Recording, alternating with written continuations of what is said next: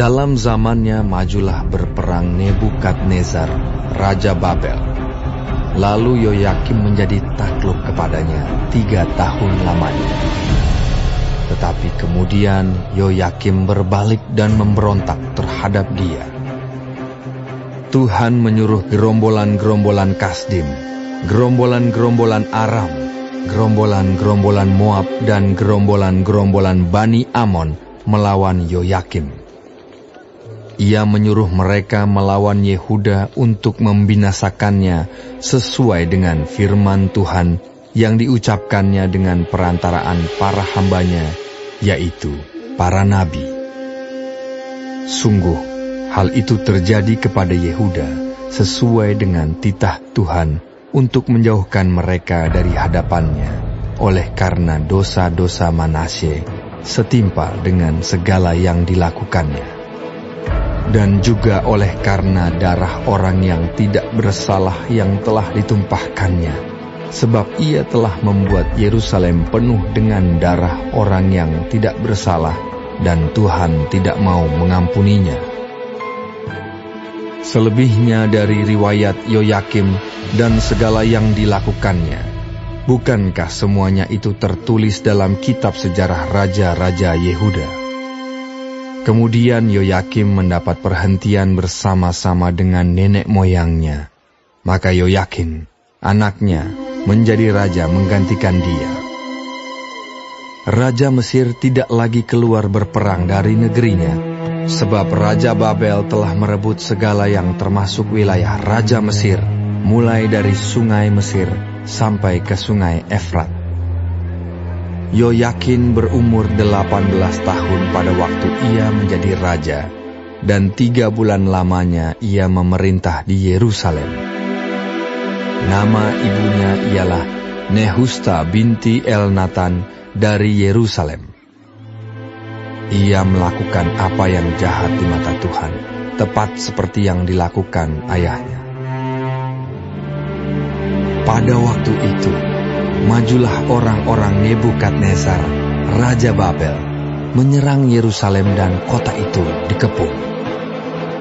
Juga Nebukadnezar, Raja Babel, datang menyerang kota itu, sedang orang-orangnya mengepungnya. Lalu keluarlah Yoyakin, Raja Yehuda, mendapatkan Raja Babel. Ia sendiri, ibunya, pegawai-pegawainya, para pembesarnya, dan pegawai-pegawai istananya. Raja Babel menangkap dia pada tahun yang ke-8 dari pemerintahannya.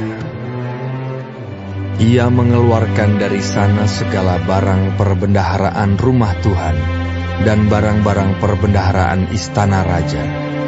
Juga dikeratnya emas dari segala perkakas emas yang dibuat oleh Salomo, Raja Israel, di bait Tuhan, seperti yang telah difirmankan Tuhan.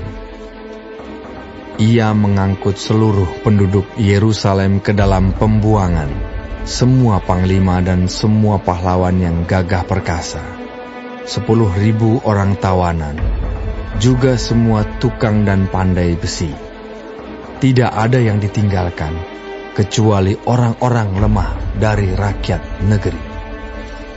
Ia mengangkut Yoyakin ke dalam pembuangan ke Babel, juga ibunda raja, istri-istri raja, pegawai-pegawai istananya dan orang-orang berkuasa di negeri itu, dibawanya sebagai orang buangan dari Yerusalem ke Babel. Semua orang yang gagah perkasa, 7.000 orang banyaknya, para tukang dan para pandai besi, 1.000 orang banyaknya. Sekalian pahlawan yang sanggup berperang dibawa oleh Raja Babel sebagai orang buangan ke Babel. Kemudian Raja Babel mengangkat matanya, paman Yoyakin, menjadi raja menggantikan dia dan menukar namanya menjadi Zedekia. Zedekia berumur 21 tahun pada waktu ia menjadi raja, dan 11 tahun lamanya ia memerintah di Yerusalem. Nama ibunya ialah Hamutal binti Yeremia dari Libna.